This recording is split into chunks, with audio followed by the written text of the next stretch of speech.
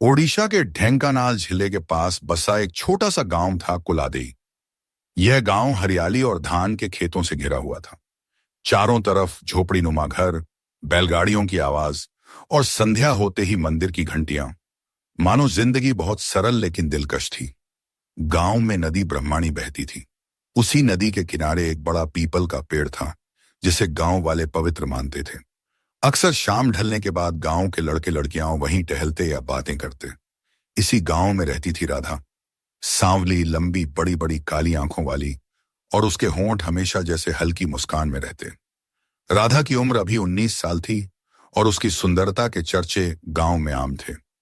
वहीं गांव का ही नौजवान अर्जुन 23 साल का, लंबा चौड़ा और मेहनती किसान था। उसका रंग गेहुआ, कंधे चौड़े और चेहरे पर हमेशा आत्मविश्वास।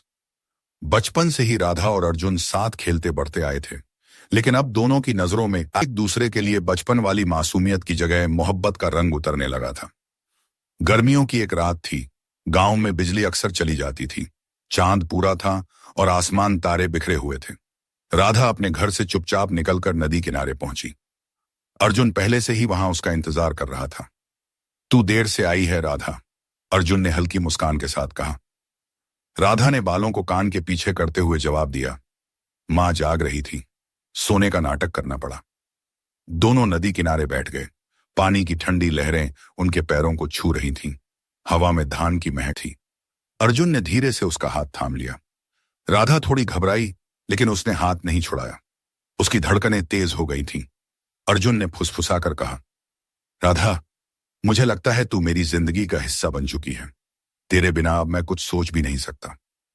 राधा की आंखें भर आईं। उसने अर्जुन की तरफ झुककर अपना सिर उसके कंधे पर रख दिया। दोनों चुप थे, लेकिन उस खामोशी में ही उनके दिल की बातें साफ सुनाई दे रही थीं। अचानक हवा का झोंका आया और राधा का आंचल उसके कंधे से फिसलकर जमीन पर गिर गया। चांदनी की रोशनी में उसका चेहरा और ज्यादा खिल उठा। अर्जुन ने कांपते हाथों से उसका गाल सहलाया। राधा ने आंखें बंद कर ली। अगले ही पल अर्जुन के होंठ उसके होंठों से मिले। यह चुंबन छोटा नहीं था, बल्कि लंबा और गहरा था। राधा की सांसें तेज हो गईं।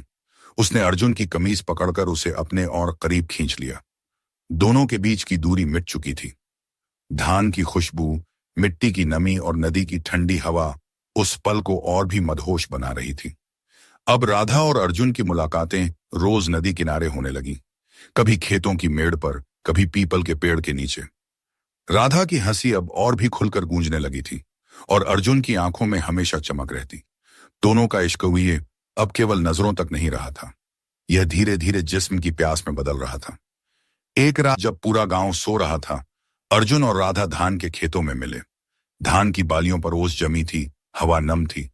अर्जुन ने राधा को अपने सीने से चिपका लिया। राधा ने धीमी आवाज में कहा, अर्जुन, अगर कोई देख लेगा तो? अर्जुन ने उसके कान में फुसफुसाया, यह खेत, यह आसमान, सब हमारे हैं, यहां कोई नहीं आएगा। फिर उसके होंठों ने राधा की गर्दन को छुआ। राधा का शरीर सिहर उठा। उसने अपनी आंखें बंद कर लीं और अर्जुन की बाहों में पूरी तरह समा गई। धान की महक और उनकी जवानी एक हो गई। उस रात उन्होंने पहली बार एक दूसरे को पूरी तरह पा लिया। गांव के कुछ लड़कों ने अर्जुन और राधा को साथ देखा। धीरे धीरे बातें पूरे गांव में फैल गईं। एक दिन राधा की मां ने उससे सख्ती से पूछा, सच बता, तू अर्जुन से मिलती है? राधा ने झुकी आंखों से हामी भर दी। मां ने माथे पर हाथ रख लिया। बेटी, लोग तो कहेंगे ही, पर जात बरादरी का क्या होगा? अर्जुन दूसरी जात का है। राधा चुप रही, लेकिन उसके दिल में तूफान था। गांव की पंचायत बैठी। कुछ लोगों ने कहा, अर्जुन और राधा का मिलना गांव की इज्जत के खिलाफ है। अर्जुन ने सबके सामने खड़े होकर कहा, मैं राधा से मोहब्बत करता हूं।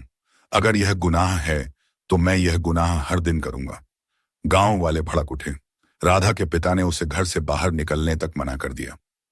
राधा कई रातें रोती रही, लेकिन हर रात अर्जुन चोरी छुपे उसकी खिड़की के पास आता और कहता, राधा, हिम्मत मत हार, मैं तुझे किसी भी हाल में अपना बनाऊंगा। एक रात जब गांव सो रहा था, अर्जुन ने राधा का हाथ पकड़ा और दोनों नदी किनारे पहुंचे। राधा की आंखों में आंसू थे। अर्जुन, अगर हम भाग गए तो माँ बाबा क्या सोचेंगे? अर्जुन ने उसकी आंखों में देखते हुए कहा, अगर हम यहां रहे तो हमें अलग कर देंगे, पर अगर हम साथ भागे तो पूरी दुनिया हमारी होगी। राधा ने कांपते होंठों से कहा, ठीक है, मैं तैयार हूं। दोनों ने नदी किनारे पीपल के पेड़ के नीचे गुप्त रूप से शादी की। पास के पुजारी को बुलाकर सिंदूर डलवाया। अब दोनों गांव से दूर भुवनेश्वर आ गए। शहर में अर्जुन ने एक छोटी सी नौकरी पकड़ी और राधा घर संभालने लगी। गांव पीछे छूट गया था, लेकिन उनकी मोहब्बत अब और गहरी हो गई। रातों को जब दोनों एक दूसरे की बाहों में होते तो लगता जैसे पूरा संसार सिर्फ उनका है। राधा ने अर्जुन से लिपट कर कहा, अर्जुन, तूने मुझे समाज के डर से आजाद किया, अब मैं सिर्फ तेरी हूं। अर्जुन ने उसकी आंखों में झांक कर कहा, राधा, यह मोहब्बत अब कभी अधूरी नहीं रहेगी। धान की खुशबू, नदी की ठंडी हवा और गांव की मिट्टी उनकी मोहब्बत की गवाह बनी। गांव ने उन्हें ठुकरा दिया, लेकिन शहर ने उन्हें अपनाया और उनकी मोहब्बत ने यह साबित कर दिया, सच्चा प्यार न जात देखता है न समाज, वह सिर्फ दिल और जिस्म की प्यास को समझता है।